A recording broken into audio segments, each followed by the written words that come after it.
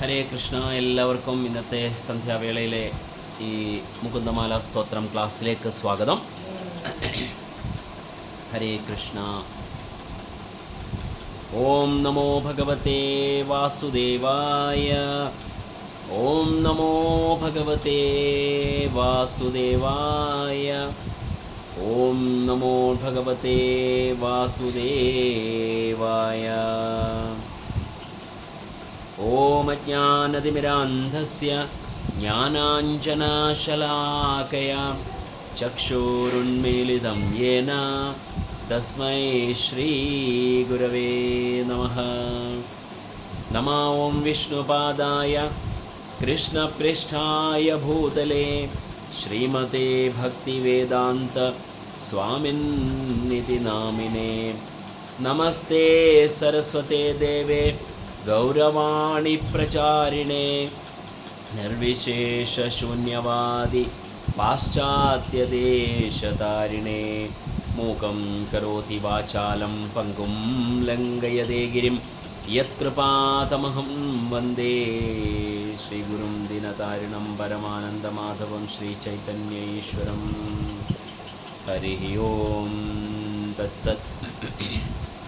ഹരേ Krishna. So ഇന്ന് നമ്മൾ നോക്കാൻ പോകുന്നത് മുകുന്ദമാല സ്തോത്രത്തിലെ 17ാമത്തെ സ്തോത്രമാണ്.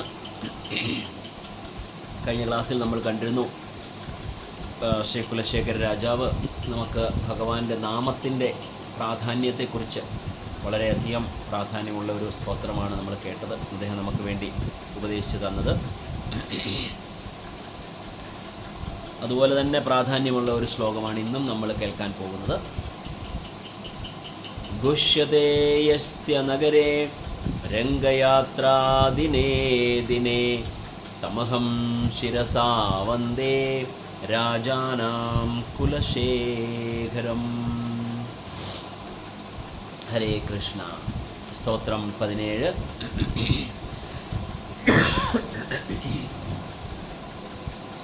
നാഥേന പുരുഷോത്തമേ ത്രിജഗതാം ഏകാധിപേ ചേതസാ സേവ്യേ സ്വസ്യ പദസ്യ ദാദരി പരേ നാരായണേ തിഷ്ഠതി. യം കഞ്ചിത് പുരുഷാധമം കതിപയ ഗ്രാമേശം അല്പാർത്ഥം ദം സേവയൈ മൃഗയാമഹേ നരം അഹോ മൂഢ വരാകാവയം. നാഥേന പുരുഷോത്തമേ ത്രിജഗതാമേകാധിപേ ചേതസാ സേവ്യേ സ്വസ്യ പദസ്യ ദാദരി പരേ നാരായണേ തിഷ്ഠതി. യം കഞ്ചിത് പുരുഷാധമം കതിപയ ഗ്രാമേശം അല്പാർത്ഥദം സേവായൈ മൃഗയാമഹേ നരം അഹോ മൂഢാവരാകവയം. ഹരേ കൃഷ്ണ. ആർക്ക് രണ്ടുപേർക്ക് വേണമെങ്കിൽ വായിക്കാം. ഹരേ കൃഷ്ണ. ഹരേ കൃഷ്ണ മാതാജി. ശ്ലോകം 17. നാഥേന പുരുഷോത്തമേ ത്രിജഗതാം ഏകാധിപേ ചേതസാ സേവ്യേ സ്വസ്യ പദസ്യ ദാദരി പരേ നാരായണേ തിഷ്ഠതി. യം കിഞ്ചിത് പുരുഷാധമം കതിപയഗ്രാമേശമൽപാർത്ഥദം സേവായൈ മൃഗയാമഹേ നരം അഹോ മൂഢവരാഗാവയം. ഹരേ കൃഷ്ണ. ഹരേ കൃഷ്ണ. ഒരാളോട് വായിച്ചോളൂ. ഹരേ കൃഷ്ണ. ഹരേ കൃഷ്ണ. പ്രഭു വായിച്ചോളൂ മാതാജി. നാഥേന പുരുഷോത്തമേ ജഗദാം ഏകാധിപേ ചേതസഃ സേവ്യേ സ്വസ്യപദസ്യദാദരിപരേ നാരായണേ തിഷ്ഠതി.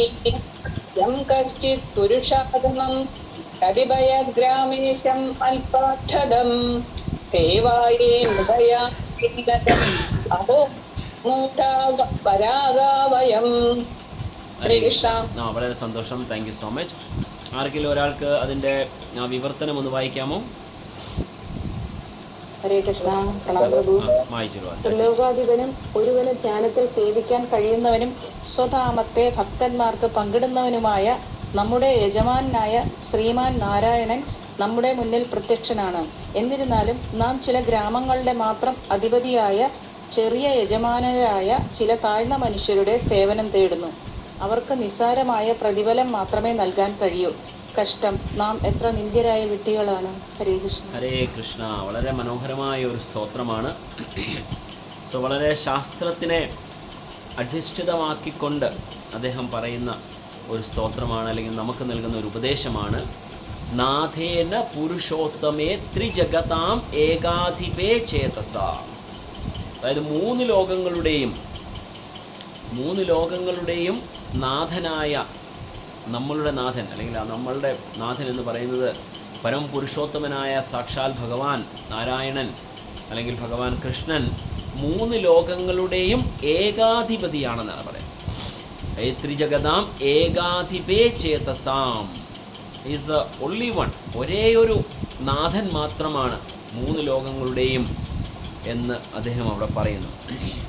സേവ്യേ സ്വസ്യ പദസ്യ ദാതരി പരേ നാരായണേ തിഷ്ഠതി. പിന്നെ എന്താണ് പറയുന്നത്? ആ നാരായണൻ എന്ന് പറയുന്നത് ഭഗവാൻ എവിടെയാണ് നിൽക്കുന്നത്, അല്ലെങ്കിൽ എന്താണ് അദ്ദേഹത്തിൻ്റെ പൊസിഷൻ എന്നാണ് പറഞ്ഞത്? അല്ലയോ മനസ്സിനോട് വീണ്ടും പറയുകയാണ്, ബൈ ദ മൈൻഡ്, മനസ്സിനോട് പറയുകയാണ്, ഇത് മൂന്ന് ജഗത്തിൻ്റെയും അധിപനായ അദ്ദേഹമാണ്. സേവ്യേ അല്ലെങ്കിൽ കേപ്പബിൾ ഓഫ് ബീയിങ് സെർവ്ഡ്, അല്ലെങ്കിൽ സേവിക്കാൻ യോഗ്യനായിട്ടുള്ളവൻ.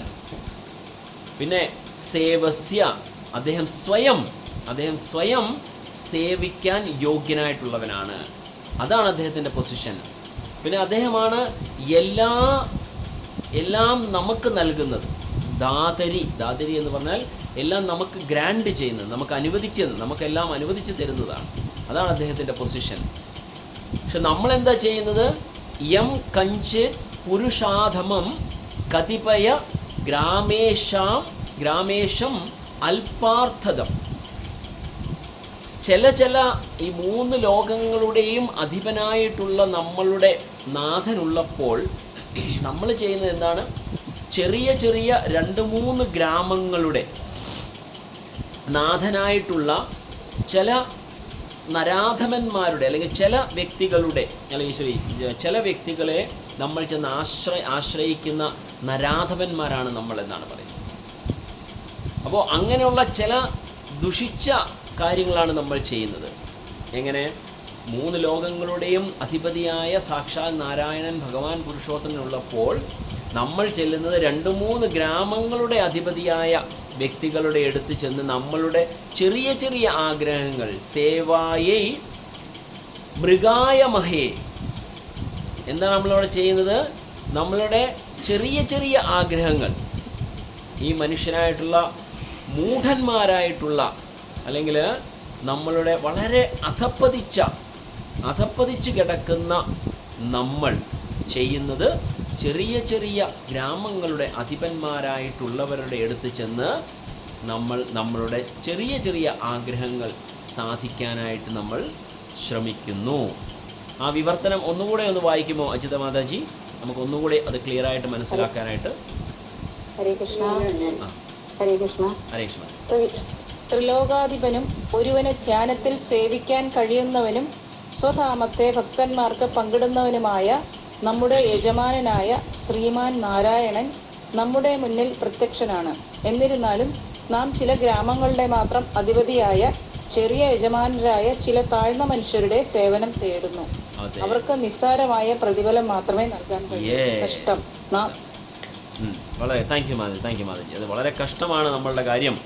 അതായത് ഭഗവാൻ പറയുന്നത്, ഇവിടെ കുലശേഖര രാജാവ് പറയുന്നത്, സാക്ഷാൽ ഭഗവാൻ പരംപുരുഷോത്തമൻ ഉള്ളപ്പോൾ നമ്മൾ എന്തിനാണ്, അല്ലെങ്കിൽ നമ്മൾ അത്രമാത്രം വിഡ്ഢികളായതുകൊണ്ടാണ് നമ്മൾ ചെറിയ 2-3 ഗ്രാമങ്ങളുടെ അധിപന്മാരായ ആൾക്കാരുടെ അടുത്ത് ചെന്ന് നമ്മൾ ചെറിയ സഹായം അഭ്യർത്ഥിക്കുന്നത്. അപ്പോൾ 3 ലോകങ്ങളുടെയും അധിപനായ സാക്ഷാൽ ഭഗവാൻ പരംപുരുഷോത്തമൻ ഉള്ളപ്പോൾ നമ്മളെന്തിനാണ് ചെറിയ ചോട്ടാപ്രഭുക്കന്മാരുടെ അടുത്ത് ചെല്ലുന്നത്? അപ്പോൾ ഇവിടെ ഉദ്ദേശിക്കുന്നത്, നമുക്ക് ദേവീ ദേവന്മാരുടെ അടുത്ത് പോയി നമ്മൾ ചെന്ന് ഓരോരോ ആഗ്രഹങ്ങൾ ചോദിക്കുന്നതിനോട് ഇവിടെ നമുക്ക് ഉപമിക്കാം. അദ്ദേഹം അതാണ് ഇവിടെ പറയുന്നത്. കാരണം അതിൻ്റെ ഒരു ആവശ്യമില്ല. ദേവീ ദേവന്മാർ എന്ന് പറഞ്ഞാൽ ഒരു ചെറിയ ഡിപ്പാർട്ട്മെൻറ്റിൻ്റെ മാത്രം ഹെഡാണ്.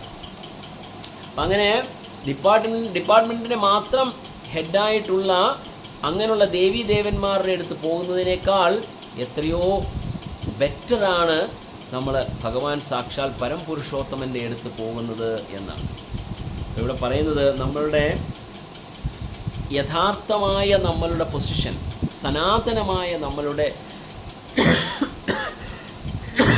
പൊസിഷൻ എന്ന് പറയുന്നത് ഭഗവാനെ സേവിക്കുകയാണ്.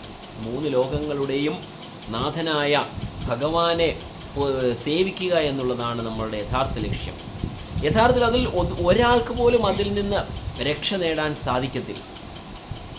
നമ്മൾ ഭഗവാൻ പരംപുരുഷോത്തമനെ സ്നേഹിക്കുക എന്നുള്ളതാണ് നമ്മളുടെ പരമമായ ലക്ഷ്യം. അത് നമ്മൾ മറന്നുപോയിട്ട് ഇവിടെ വന്ന് നമ്മൾ കറങ്ങിയിരിക്കുകയാണ്. ഇതിനെ പർപ്പോട്ടിൽ ആദ്യത്തെ 1-2 പാരഗ്രാഫിൽ ഇതിനെക്കുറിച്ച് തന്നെയാണ് പറയുന്നത്. അങ്ങനെ ആ 2 പാരഗ്രാഫ് ഒന്ന് വായിക്കാമോ ആരെങ്കിലും? അജിതമാജി അല്ലാതെ വേറെ ആരെങ്കിലും വായിക്കാമോ? വേറെ ആരുടെയും കയ്യിൽ ബുക്കുണ്ടോ? കൃഷ്ണ പ്രഭു.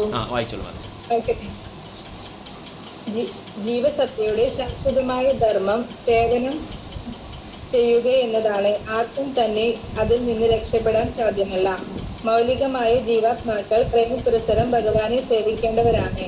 എന്നാൽ നമ്മുടെ ബദ്ധാവസ്ഥയിൽ സേവനത്തിനുള്ള യഥാർത്ഥ വസ്തു മറന്ന് സ്വാർത്ഥ താല്പര്യങ്ങൾക്കായി അയോഗ്യരായ യജമാനന്മാരെ സേവിക്കുന്നു. നാം അവരെ സേവിക്കുന്നത് പ്രേമം കൊണ്ടൊന്നുമല്ല, എന്തെങ്കിലും പ്രതിഫലം ഇച്ഛിച്ചുകൊണ്ട് മാത്രമാണ്. ജീവകാരുണ്യ പ്രവർത്തികളിൽ ഏർപ്പെടുമ്പോൾ പോലും രാജ്യത്തിനോ മനുഷ്യനോ മനുഷ്യ സമൂഹത്തിനോ ആയിക്കൊള്ളട്ടെ, അതെല്ലാം തന്നെ സ്വാർത്ഥതയുടെ കരപുരണ്ടതായിരിക്കും. താൻ വളരെ മനസ്കനാണെന്നോ അനുകമ്പയുള്ളവനാണെന്നോ ഉള്ള അംഗീകാരം ലഭിക്കണം. അതുകൊണ്ട് ഭൗതിക താല്പര്യങ്ങളെ ലക്ഷ്യമിട്ടുള്ള എല്ലാ സേവനങ്ങളും അവസാനം വിഫലമായി തീരുന്നു. അത്തരം സേവനങ്ങൾ നമ്മൾക്കോ യജമാനന്മാർക്കോ യാതൊരു സംതൃപ്തിയും ലഭിക്കാതെ അവസാനിപ്പിക്കേണ്ടി വരുന്നു. ഇതിൽ നിന്നും വിഭിന്നമായി ഭഗവത് സേവനത്തിൽ ഏർപ്പെടുന്നത് കൊണ്ടുള്ള പ്രയോജനത്തെക്കുറിച്ച് ശ്രീ കുലശേഖര രാജാവ് ഇവിടെ സൂചിപ്പിക്കുന്നു. ഭഗവാൻ നാരായണൻ 3 ലോകങ്ങളുടെയും അധിപനാണ്. സർവ്വലോക മഹേശ്വരൻ അനന്തമായ പ്രൗഢിയുടെയും ശക്തിയുടെയും ഉടമയാണെങ്കിലും ആർക്കും എപ്പോൾ വേണമെങ്കിലും അദ്ദേഹത്തിന്റെ ദിവ്യനാമങ്ങൾ ജപിച്ചുകൊണ്ട് രൂപം, ഗുണങ്ങൾ, ലീലകൾ, നിർദ്ദേശങ്ങൾ എന്നിവ ധ്യാനിച്ചുകൊണ്ടു അദ്ദേഹത്തെ സമീപിക്കാവുന്നതാണെന്നത് അദ്ദേഹത്തിന്റെ കീർത്തിയുടെ തന്നെ ഒരു ഭാഗമാണ്. സ്വാർത്ഥ ലാഭത്തെ മുൻനിർത്തിയാവരുത്. ബദ്ധാത്മാവ് ഭൗതികാഭിലക്ഷണങ്ങളോടെയാണെങ്കിലും സജീവം ഭക്തിഭരിത ഭഗവത് സേവനം അനുഷ്ഠിക്കേണ്ടതാണ്. ശ്രീമദ് ഭാഗവതത്തിൽ 2:3-10 ശ്രീ സുഖദേവ ഗോസ്വാമി പരീക്ഷിത് രാജാവിനോട് ഇപ്രകാരം പറയുന്നുണ്ട്. അകാമ സർവകാമോ വാ മോക്ഷകാമ ഉദാരതി തീവ്രേണ ഭക്തി യോഗന യജേത പുരുഷന്തരം. അതിന്റെ അർത്ഥം കൂടെ വായിച്ചിട്ട് നിർത്തിക്കോളും. വിശാല ബുദ്ധിയുള്ള ഒരു വ്യക്തി അയാൾ എല്ലാ തരത്തിലുള്ള ഭൗതിക തൃഷ്ണകളോട് കൂടിയവനായി കൊള്ളട്ടെ, അല്ലെങ്കിൽ യാതൊരുവിധ ഭൗതിക തൃഷ്ണകളും ഇല്ലാത്തവനാകട്ടെ, അതുമല്ലെങ്കിൽ മോക്ഷം കാക്ഷിക്കുന്നവനാകട്ടെ, ഏതവസ്ഥയിലായിരുന്നാലും പരമപുരുഷനെ തീവ്രഭക്തിയോടെ ആരാധിക്കുകയാണ് വേണ്ടത്. ഹരേ കൃഷ്ണ. വളരെ thank you so much Madhavi. വളരെ thank you so much. So ഇതിനകത്തിൽ ഈ ഭാവാർത്ഥത്തിൽ ശ്രീ പ്രഭുപാദിൻ്റെ ഡിസൈപ്പിൾസ് പറയുന്നത് വളരെ സ്പഷ്ടമായിട്ട് ഈ ശ്ലോകത്തിനെ അനുബന്ധിച്ച യഥാർത്ഥമായ കാര്യം നമ്മളുടെ മുമ്പിൽ ക്ലിയറാക്കി തരികയാണ് ചെയ്തത്.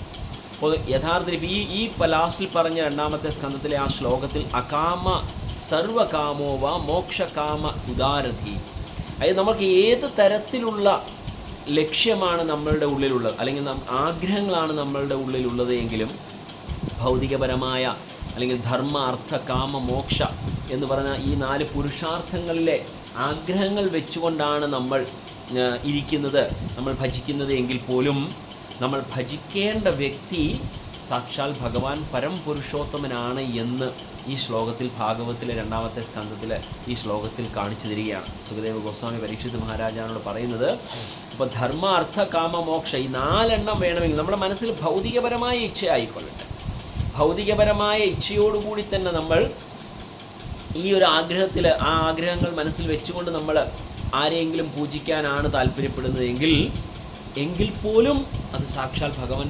പരംപുരുഷോത്തമനായ കൃഷ്ണനെ അല്ലെങ്കിൽ വിഷ്ണുവിനെ, നാരായണനെ ഭജിക്കണം എന്നാണ് ഇവിടെ പറഞ്ഞു തരുന്നത് നമുക്ക്. എന്തുകൊണ്ടാണ് എന്താണ് മറ്റ് ദേവീദേവന്മാർക്ക് നൽകാൻ സാധിക്കാത്തത് ഭഗവാൻ കൃഷ്ണന് അല്ലെങ്കിൽ വിഷ്ണുവിന് നമുക്ക് തരാൻ സാധിക്കുന്നത്? ദേവീദേവന്മാരുടെ അടുത്ത് പോയി പൂജിച്ചു കഴിഞ്ഞാൽ നമുക്ക് മഹാദേവനാണെങ്കിലോ ദുർഗാദേവി ആണെങ്കിലോ അവരൊക്കെ പെട്ടെന്ന് നമ്മൾ പൂജിച്ചു കഴിഞ്ഞാൽ നമ്മളുടെ പൂജയിൽ പ്രീതിപ്പെട്ട് നമുക്ക് വരം നൽകുന്നതാണ്. പക്ഷെ എന്താണ് ദേവീദേവന്മാർക്ക് നൽകാൻ സാധിക്കാത്തത് ഭഗവാൻ കൃഷ്ണന് അല്ലെങ്കിൽ വിഷ്ണുവിന് തരാൻ സാധിക്കുന്നത്? ആർക്കെങ്കിലും ഒന്ന് അഭിപ്രായം പറയാമോ? എന്തായിരിക്കും നമുക്ക് കൃഷ്ണനിൽ നിന്ന് സ്പെഷ്യലായിട്ട് പ്രതീക്ഷിക്കാൻ പറ്റുന്നത്? ഫലമായിരിക്കും കിട്ടുന്നത്. എന്തോ ശാശ്വതമായിട്ടുള്ള ഫലമായിരിക്കും ഭഗവാന്റെ അടുത്ത് നിന്ന് കിട്ടുന്നത്. ശാശ്വതമായിട്ടുള്ള ഫലമായിരിക്കും. വളരെ കറക്റ്റ്. പിന്നെ വേറെ ആരാണെന്ന് പറഞ്ഞത്? ജ്ഞാനാംബിക മാതാജി എന്ത് പറഞ്ഞു? ഞാൻ പറഞ്ഞത് നമുക്ക് ആത്മാവിന് മോക്ഷം കിട്ടുമെന്നാണ്. മോക്ഷം കിട്ടും തീർച്ചയായിട്ടും. അല്ല ഓക്കെ ശരി കറക്റ്റ്. ഓക്കെ അടുത്ത ആള്. ജന്മമരണ ശൃംഖലയിൽ നിന്ന് മോചനം, ഭഗവത് ഭക്തിയുടെ ഓരോരുത്തരായിട്ട് പറയൂ. 2-3 പേര് പറഞ്ഞു കഴിഞ്ഞാൽ ക്ലിയർ ആവുന്നില്ല. ഓക്കെ അജിത മാതാജി പറയൂ ആദ്യം. ജനനമരണ ശൃംഖലയിൽ നിന്ന് മോചനവും ഭക്തിയുടെ ഭഗവത് സേവനത്തിനുള്ള അവസരവും ഉണ്ടാവുന്നു. Very good. ഓക്കെ വേറെ രാജേശ്വരി മാതാജി എന്തോ പറഞ്ഞു? കേട്ടില്ലായിരുന്നു. അതേ തന്നെയാണ് ഈ ജന്മം വ്യാധികളിൽ നിന്നൊക്കെ നമ്മൾ താങ്ക് യു സോ മച്ച്. വേറെ ആർക്കെങ്കിലും എന്തെങ്കിലും പറയാനുണ്ടോ? സുകന്യ മാതാജി പറയൂ. സുകന്യ മാതാജി.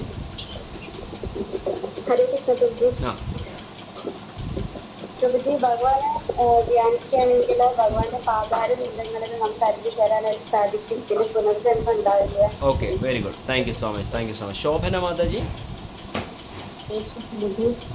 അനശ്വരമായ പ്രേമം ലഭിക്കും. അനശ്വരമായ പ്രേമം ലഭിക്കും. Very good. Okay Meena Mataji. പരമപുരുഷന്റെ സമ്മതമില്ലാതെ ദേവീദേവന്മാർക്ക് ഒന്നും ചെയ്യാൻ പറ്റില്ല എന്നാണ് എൻ്റെ അഭിപ്രായം. Very good. Thank you so much. വേറെ ആർക്കെങ്കിലും എന്തെങ്കിലും പറയാനുണ്ടോ ഈ ചോദ്യത്തിന് ഉത്തരമായിട്ട്? ഭഗവത് സാരൂപ്യം ലഭിക്കും. ഭഗവത് സായുജ്യം. Okay very good. Okay so main സാരൂപ്യം. Okay very good. അത് മോക്ഷത്തിൻ്റെ ഒരു ഭാഗം തന്നെയാണ്. ശരി very good. Thank you so much. So നിങ്ങളെല്ലാവരും പറഞ്ഞതിൽ നല്ല നല്ല നല്ല പോയിന്റുകളാണ് പറഞ്ഞത്. മോക്ഷം ലഭിക്കും. ഓക്കെ ചില ആൾക്കാർ മോക്ഷം ആഗ്രഹിച്ചല്ല പോകുന്നത്. ചില ആൾക്കാർ ഭൗതികപരമായ ആഗ്രഹങ്ങൾ, അതായത് മുമ്പ് പറഞ്ഞ ധർമ്മ അർത്ഥ കാമ മോക്ഷ എന്ന് പറഞ്ഞ ഏതെങ്കിലും ഒരു ആഗ്രഹം വെച്ചിട്ടായിരിക്കും പോകുന്നത്. അങ്ങനെയാണ് എങ്കിൽ നമ്മൾ എന്തിനാണ് ഭഗവാൻ കൃഷ്ണൻ്റെ അടുത്ത് പോകുന്നത്? ഭഗവാൻ കൃഷ്ണൻ എന്താണ് തിരിച്ച് തരാൻ സ്പെഷ്യലായിട്ട് നമുക്ക് തരാൻ സാധിക്കുന്നത്? ഓക്കെ പല അഭിപ്രായങ്ങൾ വന്നു. ചില ആൾക്കാർ പറഞ്ഞു ഭഗവത് പ്രേമം ലഭിക്കും. ഭഗവത് പ്രേമം ആഗ്രഹിച്ചില്ല എങ്കിൽ പ്രേമം ലഭിക്കുമോ? ഇല്ല. അത് നമ്മൾ ആഗ്രഹിച്ച് ചെല്ലുന്നതല്ലേ ഭഗവാൻ നൽകുന്നത്. അപ്പോൾ നമ്മൾ ഭഗവത് പ്രേമത്തിനോടുള്ള കാംക്ഷയുണ്ടെങ്കിൽ, ഇപ്പം മോക്ഷം ആഗ്രഹിച്ചാണ് പോകുന്നതെങ്കിൽ അവരൊരിക്കലും ഭഗവത് പ്രേമം ആഗ്രഹിക്കുന്നില്ല. അവർക്ക് മോക്ഷം ലഭിച്ചിട്ട് അവരങ്ങ് തീർത്ത് പോവുകയാണ് ചെയ്തത്. അപ്പോൾ അങ്ങനെയുള്ളവർക്ക് ഭഗവാൻ പ്രേമം കൊടുക്കുമോ? ഓക്കെ ഇതിന് നമുക്കുള്ള ആൻസർ എന്തെന്നാൽ ഭഗവാൻ അതായത് വാസുപ്രഭു എന്ന് പറഞ്ഞ അദ്ദേഹം പറഞ്ഞു. ഭഗവാൻ എന്താണ് അദ്ദേഹം പറഞ്ഞത്? ഒന്നുകൂടെ പറയുമോ? റിപ്പീറ്റ് ചെയ്യാൻ സാധിക്കുമോ? വാസുപ്രഭു ഹരേ കൃഷ്ണ. അനശ്വരമായിട്ടുള്ള ഭഗവാന്റെ അനുഗ്രഹം കിട്ടും. അതായത് അത് നല്ലൊരു പോയിന്റാണ് താങ്കൾ പറഞ്ഞത്. അതായത് എന്താണ് അതിൽ നിന്ന് പറയുന്നത് വെച്ചാൽ, ഉദ്ദേശിക്കുന്നത് എന്ന് പറഞ്ഞാൽ നമുക്ക് ദേവീദേവന്മാരിൽ നിന്ന് കിട്ടുന്ന വരം ഈ ഭൗതിക ശരീരം കഴിയുന്നതോടുകൂടി തീർന്നു പോകുന്നതാണ്. അതുമാത്രമേ ദേവീദേവന്മാർക്ക് നൽകാൻ സാധിക്കത്തുള്ളൂ. അത് കഴിഞ്ഞാൽ അതിൻ്റെ ഫലം നമുക്കില്ലാതാവുകയാണ്. പക്ഷേ ഭഗവാൻ കൃഷ്ണൻ നൽകുന്ന ഒരു വരം എന്ന് പറഞ്ഞാൽ, ഏത് വരം നമുക്ക് തരികയാണെങ്കിലും അദ്ദേഹത്തിന് നമുക്കത് എറ്റേണൽ, എന്നിട്ട് ഭൗതികപരമായുള്ള ആഗ്രഹം നമുക്ക് സബലീകരിക്കുമ്പോൾ അത് എറ്റേണലായിട്ട് പോകുമെന്നല്ല അർത്ഥം. പക്ഷേ അതുകൂടി ചേർത്ത് മാത്രമേ ഭഗവാൻ നൽകുകയുള്ളൂ. എന്താണ്? നമ്മൾ പൂജിക്കുമ്പോൾ, ദേവീദേവന്മാരെ പൂജിക്കുമ്പോൾ, നമ്മളുടെ ആഗ്രഹങ്ങൾ പറഞ്ഞ് പ്രകടിപ്പിച്ചുകൊണ്ട് നമ്മൾ പൂജ ചെയ്യുമ്പോൾ അവർ നമുക്ക് തരുന്നത് നമ്മൾക്ക് ഒരു പക്ഷേ അതിന് അർഹതയുണ്ടോ എന്ന് നോക്കാറില്ല. അവരൊരു പക്ഷേ നമ്മളിൽ നിന്ന് ശല്യം ഒഴിവാകാനായിട്ടോ അല്ലെങ്കിൽ നമ്മളുടെ ഭക്തിയിൽ അല്ലെങ്കിൽ നമ്മൾ ചെയ്യുന്ന പൂജയിൽ പ്രീതിതയായിട്ട് നമുക്കത് നൽകാൻ നിർബന്ധിതയാവുകയാണ് ചെയ്യുന്നത്. പക്ഷേ ഭഗവാൻ കൃഷ്ണൻ തരുമ്പോൾ നമ്മൾക്ക് എന്താണ് ബെനിഫിഷ്യൽ, നമ്മൾക്ക് എന്താണ് അനുയോജ്യമായിട്ടുള്ളത്, നമ്മൾ എന്താണ് അർഹിക്കുന്നത്, അതാണ് ഭഗവാൻ കൃഷ്ണൻ നമുക്ക് നൽകുന്നത്. അതുപോലെ തന്നെ ഭഗവാൻ കൃഷ്ണൻ നമ്മൾ ആഗ്രഹിക്കുന്ന അല്ലെങ്കിൽ നമ്മൾ ചോദിക്കുന്നതിനോടൊപ്പം തന്നെ ഭഗവാൻ നമ്മളെ പ്യൂരിഫൈ ചെയ്യാൻ കൂടെ ശ്രമിക്കും, അല്ലെങ്കിൽ പ്യൂരിഫൈ ചെയ്യുകയാണ് ചെയ്യുന്നത്. അതാണ് സ്പെഷ്യലായിട്ട് ഭഗവാൻ കൃഷ്ണൻ നമുക്ക് നൽകുന്നത്. എന്തെന്നാൽ നമ്മൾ ചോദിക്കുന്നു, ഭൗതികപരമായിട്ടുള്ള ആഗ്രഹങ്ങൾ നമ്മളുടെ എല്ലാവരുടെയും മനസ്സിലുണ്ട്. അത് പൂർണ്ണമായിട്ടും നമ്മൾ കഴിഞ്ഞു കഴിഞ്ഞാൽ പിന്നെ നമ്മുടെ ഈ ഭൗതിക ലോകത്തിലെ അസ്തിത്വം നമുക്ക് വേണ്ട എന്നൊരവസ്ഥയിലേക്ക് നമ്മൾ വരും. തീർച്ചയായിട്ടും എത്രയൊക്കെ നമ്മൾ ഭക്തിയിൽ മുൻപോട്ട് വരികയാണെങ്കിലും ചില ആഗ്രഹങ്ങൾ നമ്മളുടെ ഉള്ളിൽ ഒക്കെ ഉണ്ടാവും. ആ ആഗ്രഹങ്ങൾ നമ്മൾ ചെന്ന് ഭഗവാനോട് പറയുകയോ അല്ലെങ്കിൽ ചോദിക്കുകയോ ചെയ്യുകയാണെങ്കിൽ അത് ഭഗവാൻ നമ്മൾക്ക് അർഹതയുണ്ടെങ്കിൽ തരുന്നതോടൊപ്പം നമ്മളെ പ്യൂരിഫൈ ചെയ്യുക കൂടി ഭഗവാൻ ചെയ്യും. അതായത് അതിനൊരു ചെറിയ ബെസ്റ്റ് എക്സാമ്പിൾ നമ്മൾ നോക്കുകയാണെങ്കിൽ ധ്രുവ മഹാരാജാവിൻ്റെ എക്സാമ്പിൾ നമുക്ക് നോക്കാം. ധ്രുവ മഹാരാജാവ് പ്യുവറായിട്ടുള്ള വളരെ സ്പെസിഫിക് ആയിട്ട് അദ്ദേഹത്തിൻ്റെ ഭൗതികപരമായ ഒരാഗ്രഹവുമായിട്ടാണ് അദ്ദേഹം ഭഗവാനെ പൂജിക്കാനായിട്ട് ചെല്ലുന്നത്.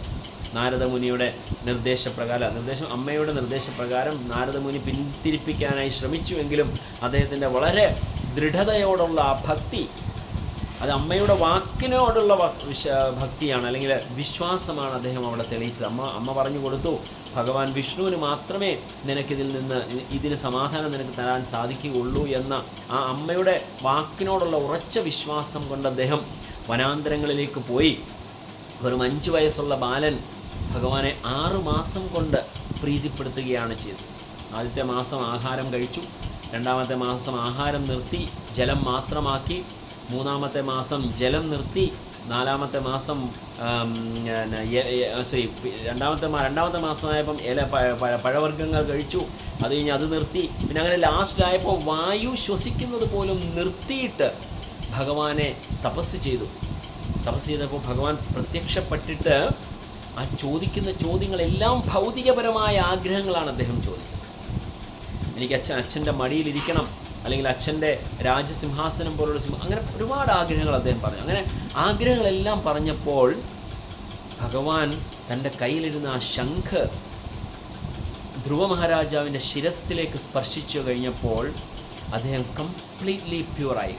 ഭൗതികപരമായ എല്ലാ ആസക്തികളിൽ നിന്നും അദ്ദേഹത്തിന് വിമുക്തിയായിട്ട് അദ്ദേഹം പറഞ്ഞു, ഞാൻ ഇവിടെ വന്നത് കുപ്പിച്ചില്ല് തേടിയാണ്, എന്നാൽ എനിക്കിവിടെ വജ്രമാണ് കിട്ടിയത് എന്ന പറയുന്ന അവസ്ഥയിലേക്ക് ധ്രുവ മഹാരാജാവിനെ കൊണ്ടുവരാൻ ആയിട്ട് ഭഗവാന് സാധിച്ചു. അപ്പോൾ നമ്മൾക്ക് ഭൗതികപരമായ ചില ആഗ്രഹങ്ങൾ, ചില കാര്യങ്ങൾ നമുക്ക് ആവശ്യമുണ്ട്.